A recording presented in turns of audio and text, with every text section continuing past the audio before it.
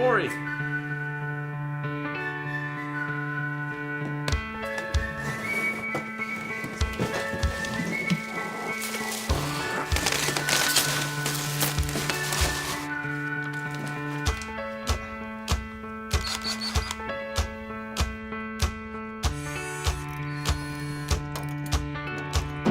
Hard shot.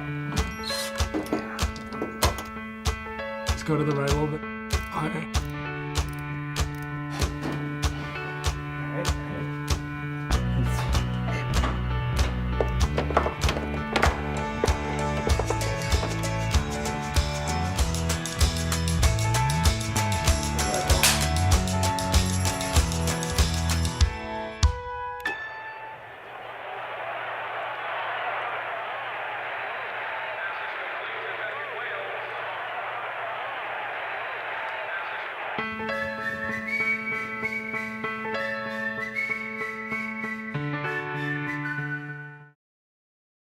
I've had a front row seat to watching lots and lots and lots and lots of people through the years start over all kinds of things.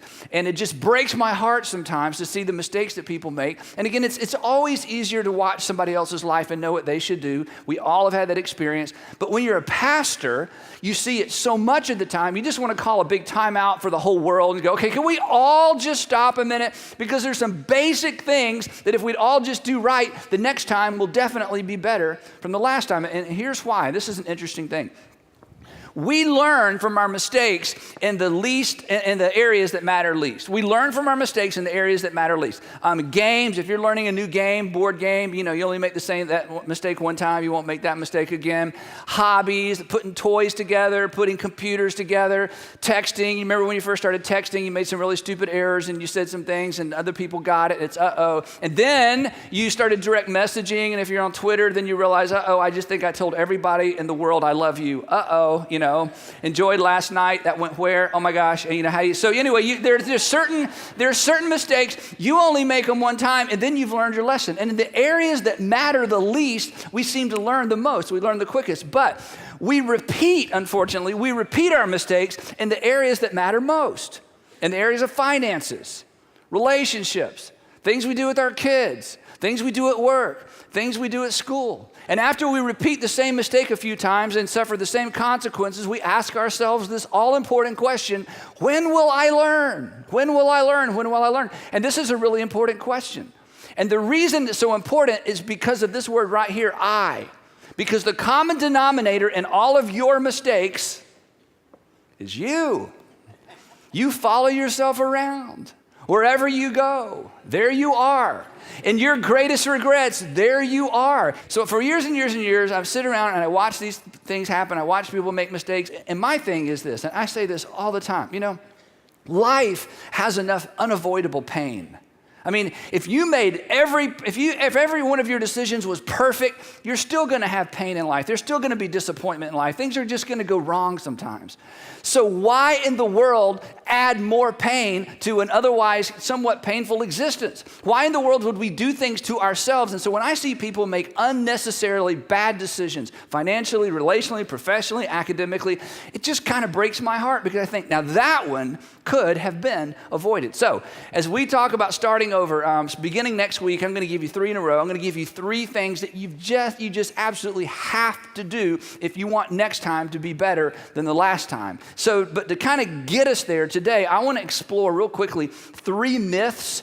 And as soon as I put these on the screen, you're going to go, oh yeah, I see that. This isn't rocket science. Sometimes we just need somebody to surface for us the assumptions that we're operating from. And here are 3 assumptions I think we all make subconsciously when we think about starting over. These 3 myths real quickly that drive people into bad decisions when they start over. Myth number 1 is this. It's called the experience myth. Experience makes me wiser. Experience makes me wiser. In other words, we think, well, since, in light of what I've just gone through, I'm wiser for it. So I just need to tell you, experience does not make you wiser. It makes you older. It makes you tired. It makes you poorer. It makes you madder. It makes you lonelier. But experience alone does not make you wiser. Now, the reason this is such a big deal is people say, oh, I don't need to read that. I don't need to learn. I'm ready to go. I know what to do. I know what to do. I know what to do next. I won't ever repeat that because I've had this bad experience. You just need to know. Experience alone does not make you wiser. And experience one time doesn't mean you're any more prepared for the next time than you were the first time. So experience doesn't make you wiser. Here's the key. Evaluated experience is what makes you wiser.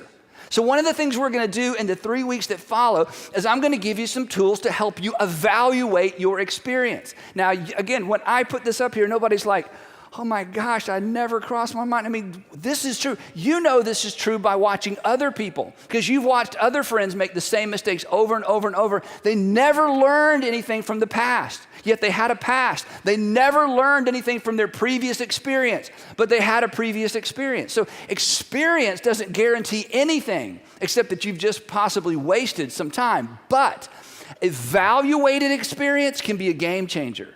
Evaluated experience sets you up for success the next time. So consequently, we're going to do a little evaluation in the next 3 weeks. The other myth is this. Another myth is it's called the know better myth.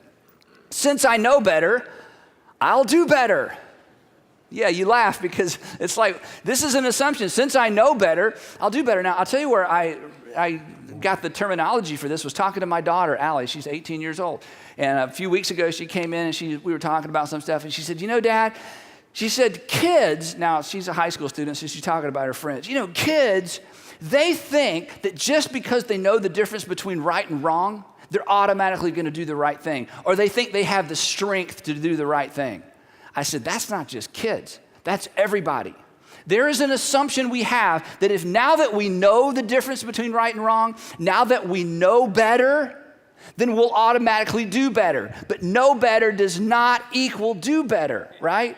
And this is why if you're a parent or if you remember back when you were a kid, your parents would say, now, and they would tell you what's right, and make sure you don't. And what would we say? We would say, that's right, I know. And what we were saying to them is, Mom, Dad, since I know, therefore I will do. And they kept repeating themselves over and over and over and over and over because they know that knowing doesn't always equal doing. But it's worse than that. Know better doesn't equal the ability to do better. Now, here's why this is important when you think about starting over.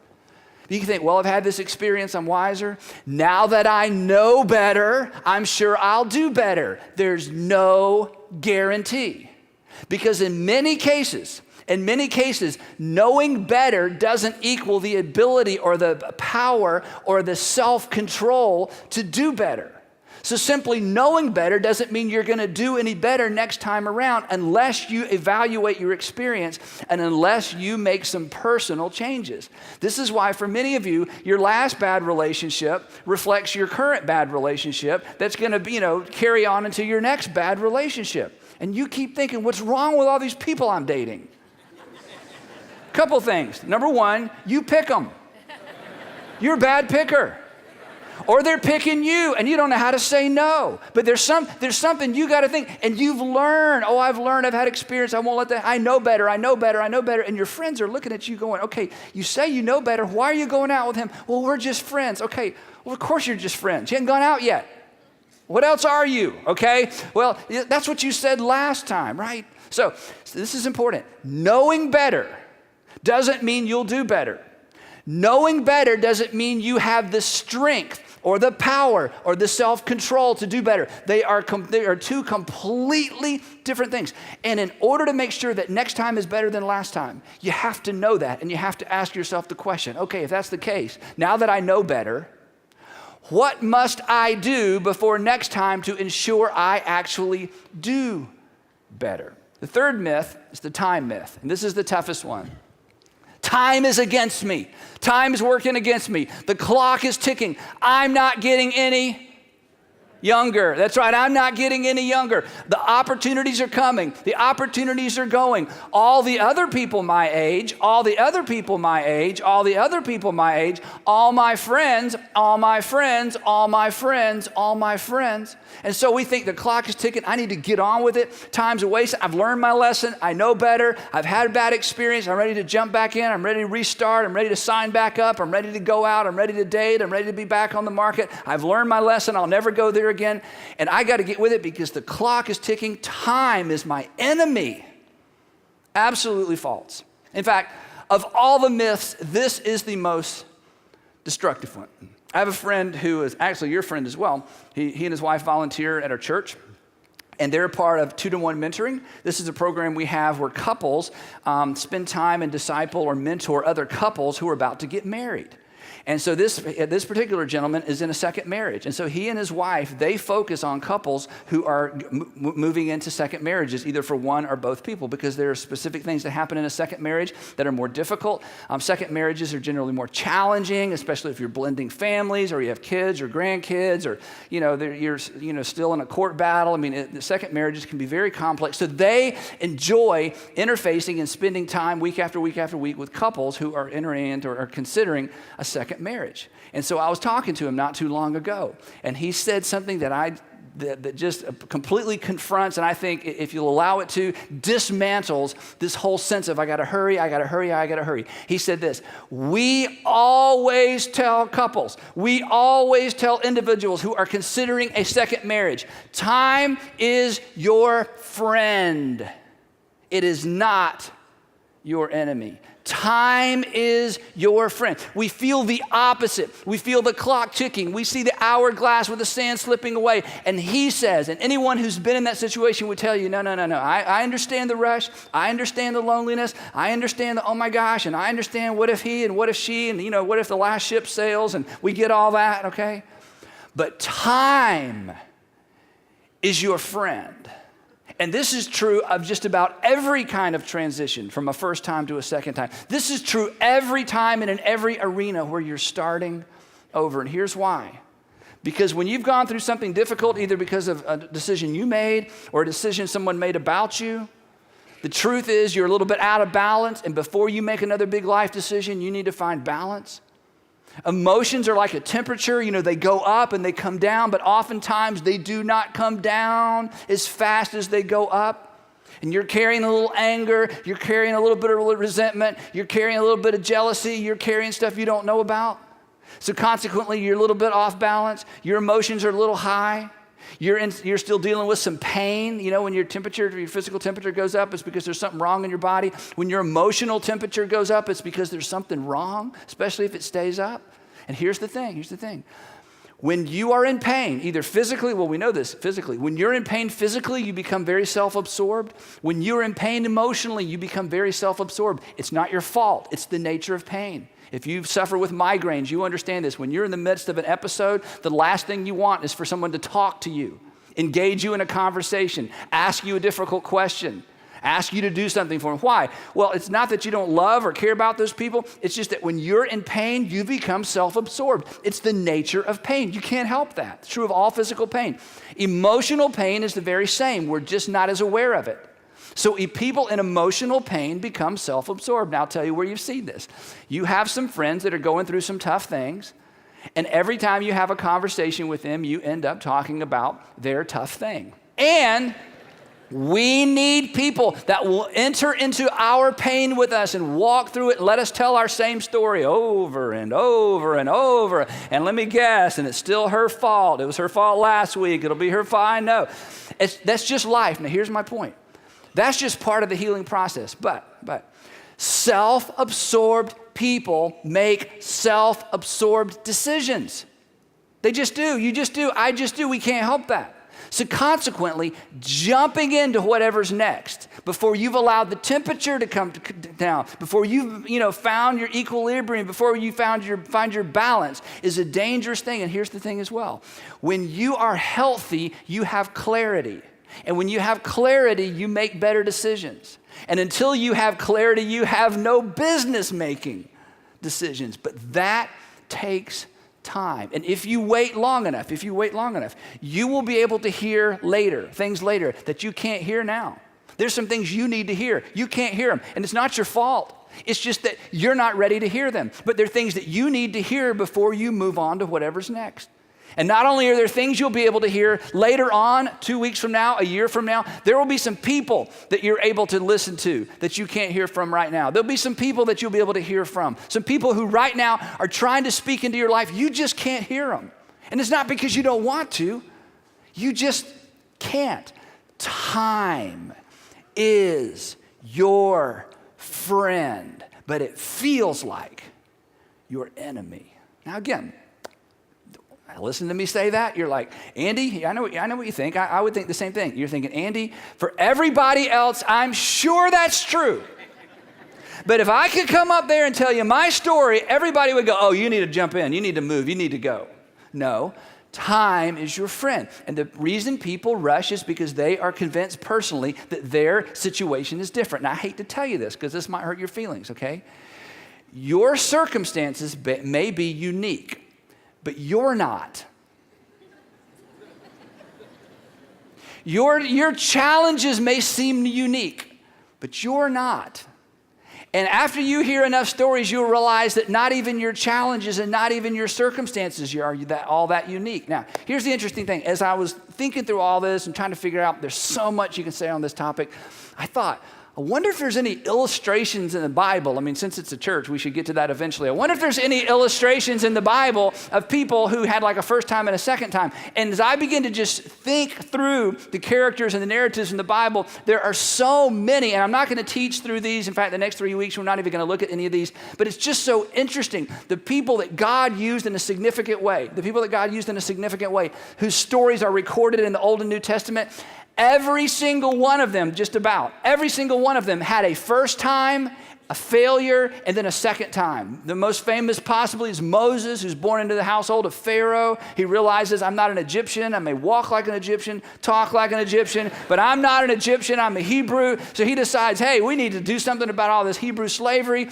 Gets in a fight, kills a guy, has to, basically he's excommunicated, not excommunicated, but he's, has to leave the country, And then eventually he comes back second time around, and he's the savior of Egypt, or of Israel rather. It's the story that that made Moses famous. But there was a first time and there was a second time. King David, the same thing. He's anointed to be the king of Israel. He goes to live with Saul, who's the king. He's living in the palace. He's got it all going on. Saul gets jealous, kicks him out. There's an interval of time. David comes back, and eventually he's the king. The stories go on and on and on and on. But here's the part of the stories that you're going to hate and that I hate. In every single instance in the Old and New Testament where there was a first round and a second round, there was an interval of years. For Moses, 40 years before he shows up for round 2. That's encouraging, isn't it? You're going, right? For David, we're not sure, somewhere between 8 and 12 years by the when he gets kicked out before he shows up again to be the king of Israel.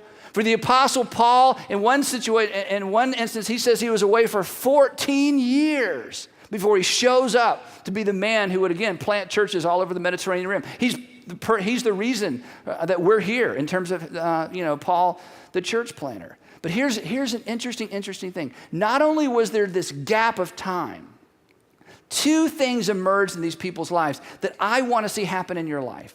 2 things. You know what happens? They come back with these 2 things: a divine sense of destiny and an abiding humility. A divine sense of destiny, when they show back up, it's like God is up to something and I get to be a part of it. An abiding sense of humility. No matter what God does through me, I'm not going to get all proud and arrogant about it. And here's what I've seen. Then I'm going to wrap this up. So listen to this part. As I have watched hundreds and hundreds and hundreds of people through the years navigate first time, second time well, and navigate first time, second time, third time not so well, people who waited and allowed God to prepare them for what was next versus people who said, time is wasted and I got to jump in. I've learned my lesson. I know better. I'm sure I'll do better. Here's what I've seen. There is always more time in the in-between than they're comfortable with. And when they get this right, they emerge with this divine sense of destiny. They come out on the other side and they say things like this: God is up to something in my life. God is a purpose for my life. They even say things like this. They say, you know what? I wouldn't trade anything for the lessons I learned in round one. I wouldn't trade anything for what I learned in that tough relationship. I know those people had no right to kick me out of the company, and I know they promised me partnership. Next thing they know, they sold the company. I didn't get anything. And you know what? I was so angry. I was such a victim. It was devastating. But I'm telling you, what I learned, what I took away, I'm such a better person. I feel like God has something for me. They emerge from those situations when they handle them well with a sense of destiny and this sense of abiding humility that God is up to something. Now, that's not natural. I understand that. But you know what? I want that for you. And here's why. Because many of you are going to have to start over with something. And you might as well get it right. And you might as well allow God to redeem, which means add value to your past, instead of you looking back and thinking, what a complete waste of time, what a complete waste of life.